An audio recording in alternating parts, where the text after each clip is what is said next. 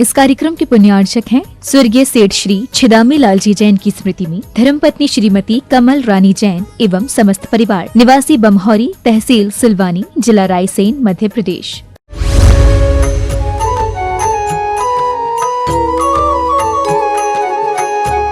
प्रश्नोत्तर रत्नमालिका एक छोटी सी कृति है, पर इस श्लोकों में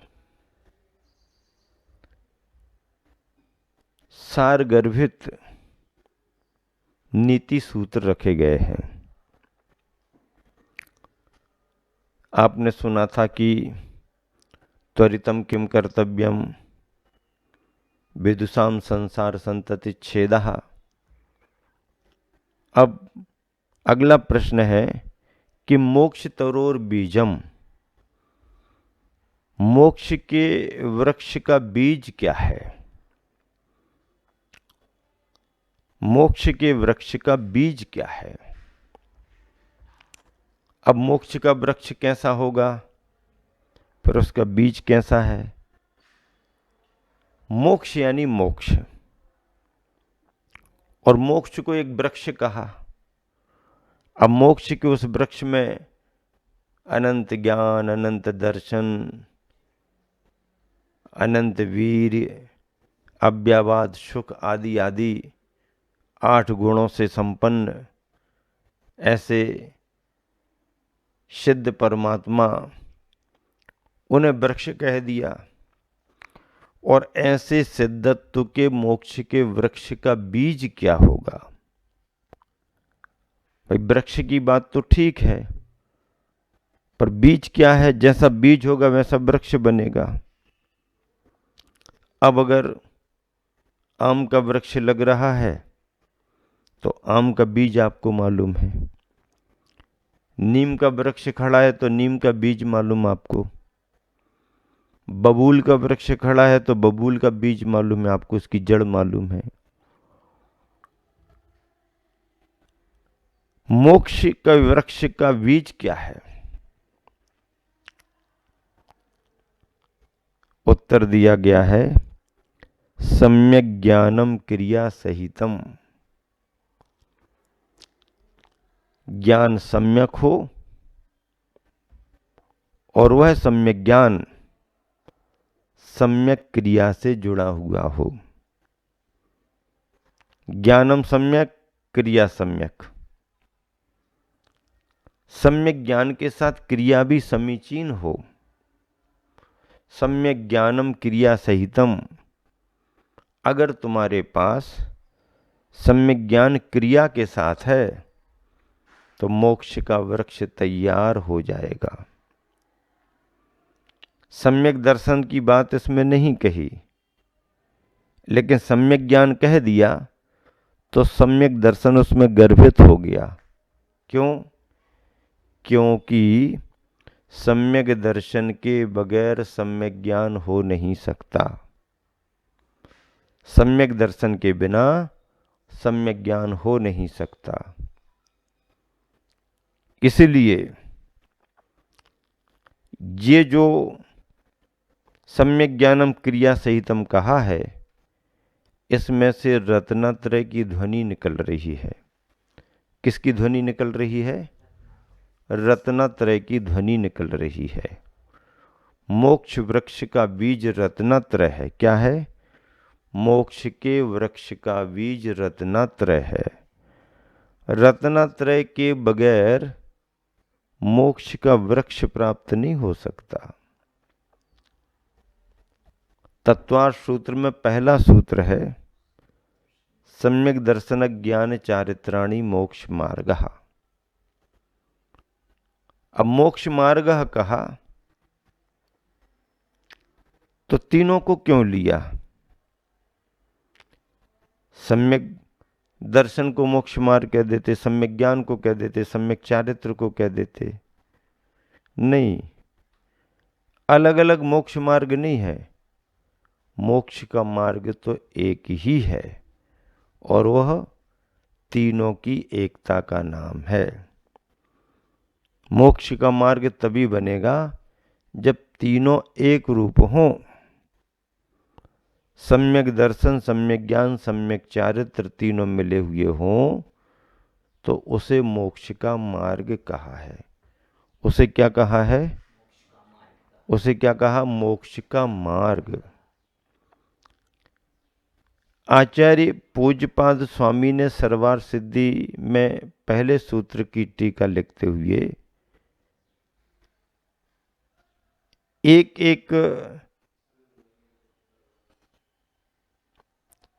श्रद्धा को किसी ने माना, ज्ञान को किसी ने माना, चारित्र को किसी ने माना, उन सब का खंडन किया है। कोई कहता है श्रद्धान से मोक्ष होता है, ज्ञान चारित्र की जरूरत नहीं।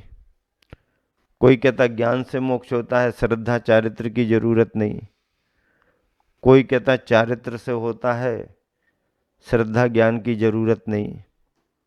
दिगंबर जैनाचार्य कहते हैं कि नहीं, ये मोक्ष मार्ग नहीं है, एकांत मार्ग है। ये अनेकांत का मार्ग तो है, जहां पर रत्नात्रय हो वो मोक्ष का मार्ग है। रत्नात्रय के बगैर मोक्ष का मार्ग नहीं।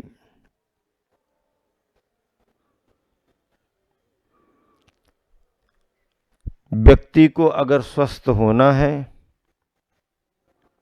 तो औषधि पर श्रद्धान भी करना पड़ेगा, औषधि की जानकारी भी रखना पड़ेगी और औषधि को ग्रहण भी करना पड़ेगा। अकेले जानकारी से काम नहीं चलेगा, अकेले ग्रहण करने से भी काम नहीं चलेगा, उसके साथ श्रद्धान भी हो तो श्रद्धान से काम बन जाएगा। नहीं, ऐसे भी काम नहीं बनेगा। बीमारी तुम्हारी दूर होगी, दवाई पर श्रद्धान करो, वैद्य पर श्रद्धान करो, दवाई के बारे में जानकारी रखो और समय पर दवाई को ग्रहण करो मात्रा के अनुसार। खाने वाली खाना, लगाने वाली लगाना, लगाने वाली खा ली, खाने वाली लगा ली।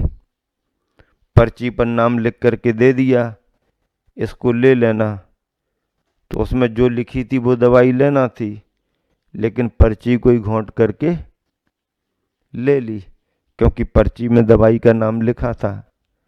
तो अकेले दवाई का नाम खाने से थोड़ी तुम्हारा स्वास्थ्य ठीक होगा। हाँ, एक विचित्र प्रकार का मरीज आ गया डॉक्टर के पास। डॉक्टर साहब बहुत परेशान हूं मैं। क्यों, क्या बात है? खाना खाने के बाद भूख नहीं लगती। खाना खाने के बाद भूख नहीं लगती, ये कौन सी बीमारी है? ये तो ठीक है, खाना खाने के बाद तो किसी को भूख नहीं लगती। नहीं, कोई दवाई दे दो। अरे भाई, इसकी कोई दवाई नहीं है, ये तो प्रकृति है। भोजन के पहले भूख लगती, भोजन होता है तो संतुष्टि हो जाती। नहीं, आप तो कोई दवाई दे दो। बहुत पीछे पड़ गया। चल लिखे देते हैं, लिख दी। ये दवाई कब लेना है? ये दवाई आपको सोने के बाद और उठने के पहले लेना है। कब लेना है ये दवाई? सोने के बाद और उठने के पहले लेना है। अरे डॉक्टर साहब, ये कैसे लेंगे दवाई सोने के बाद उठने के पहले? तो जैसी बीमारी वैसी दवाई। आपकी बीमारी वैसी है ना, तो आपको दवाई भी हमने वैसे दे दी। तो ऐसे ऐसे मरीज भी मिल जाते हैं। कल्याण करना नहीं है और मोक्ष की चर्चा किए हुए हैं, रट लगाए हुए हैं, एकांतवादी बन जाते हैं। कोई सोनगढ़ी हो जाते हैं। सोनगढ़ी का मतलब विचारधारा में एकांत पक्ष पकड़ लेते हैं। पंचम काल में तो कोई मुनि होते ही नहीं है। अच्छा, चतुर्थ काल में होते थे तो तुम वहाँ कहाँ भटकते रहे? वहाँ हो जाना था। नहीं, हमारी बात नहीं है। सब होते हैं। लोमड़ी के लिए जब अंगूर खाने को नहीं मिलते हैं तो दुनिया में यही प्रदर्शित करती है कि अंगूर खट्टे हैं। हाँ, क्योंकि उसको खाने नहीं मिले। इन लोगों से संयम धारण नहीं किया गया, कमज़ोर निकले ये लोग, इसलिए क्या कहते हैं कि पंचम काल में कोई संयम नहीं ले सकता है, और जो संयम लेकर के चल रहे हैं, दिखा रहे हैं, खुद आचरण कर रहे हैं, उनको तो देखो। तो ये सब लोमड़ी को ना मिलने के खट्टे अंगूर हैं। अगर इनको अंगूर मिल जाते ना, ये भी आज अंगूर की खूब प्रशंसा करते।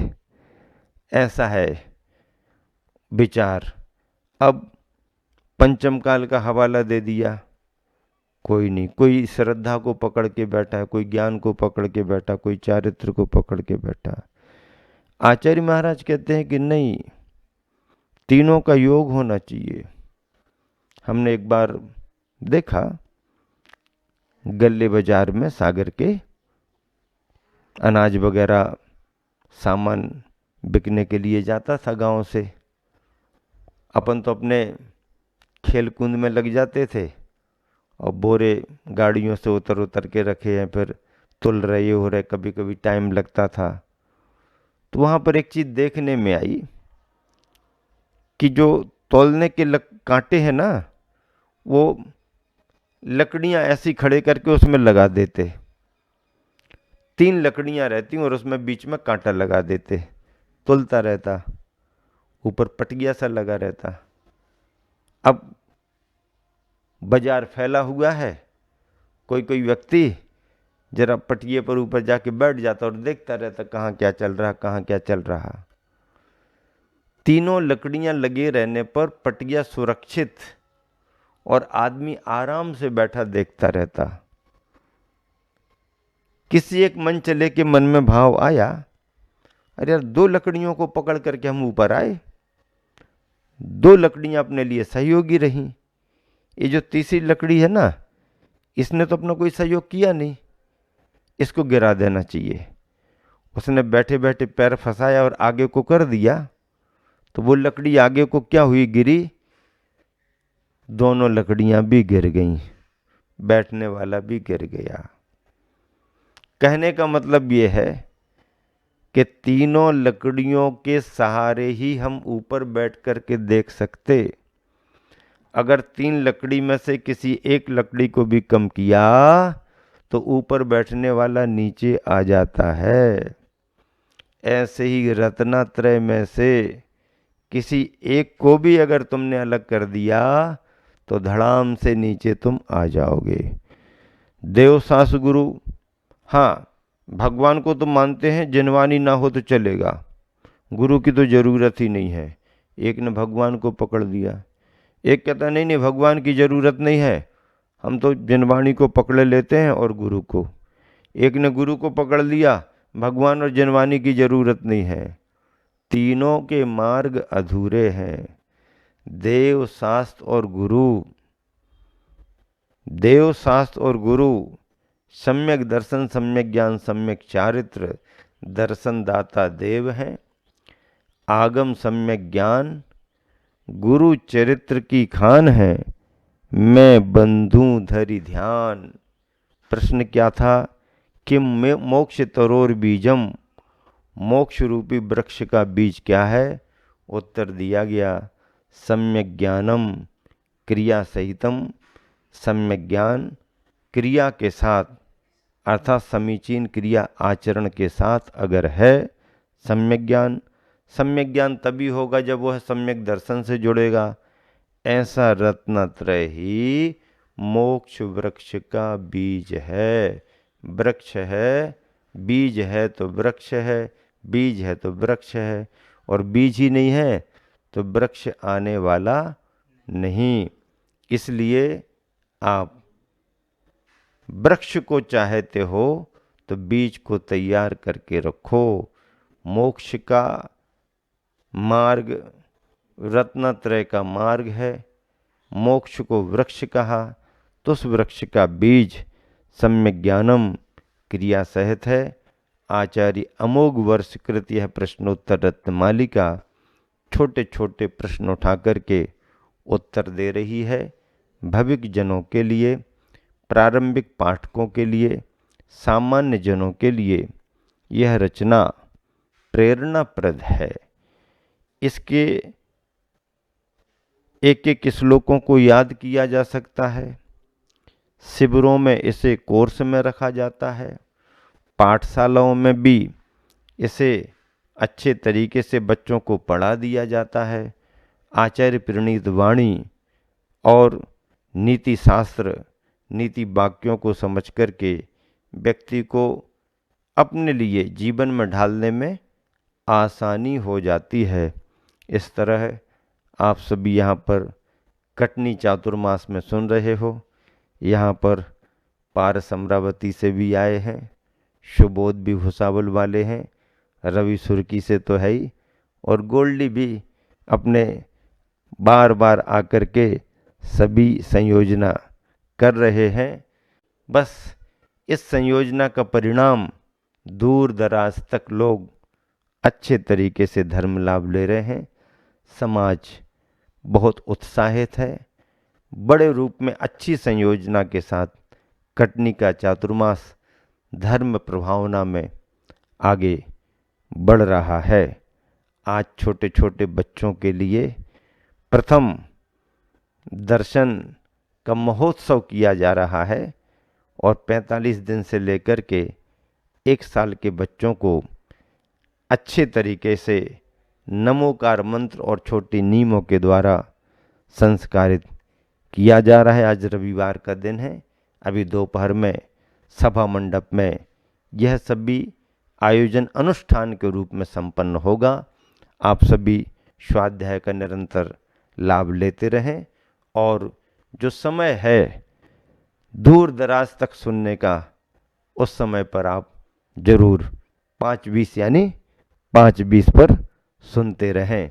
इसी शुभ भावना से आप सभी को यही प्रेरणा है कि प्रश्नोत्तर रत्न मालिका का पाठ करें, उसे याद करें और इसका प्रचार प्रसार भी करें, ताकि सभी जन अच्छे तरीके से प्रश्नोत्तर रत्न मालिका का लाभ लें।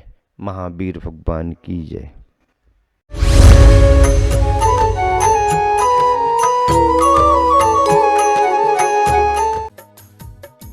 इस कार्यक्रम के पुण्यार्चक थे स्वर्गीय सेठ श्री छिदामी लालजी जैन की स्मृति में धर्मपत्नी श्रीमती कमल रानी जैन एवं समस्त परिवार, निवासी बमहौरी, तहसील सिलवानी, जिला रायसेन, मध्य प्रदेश।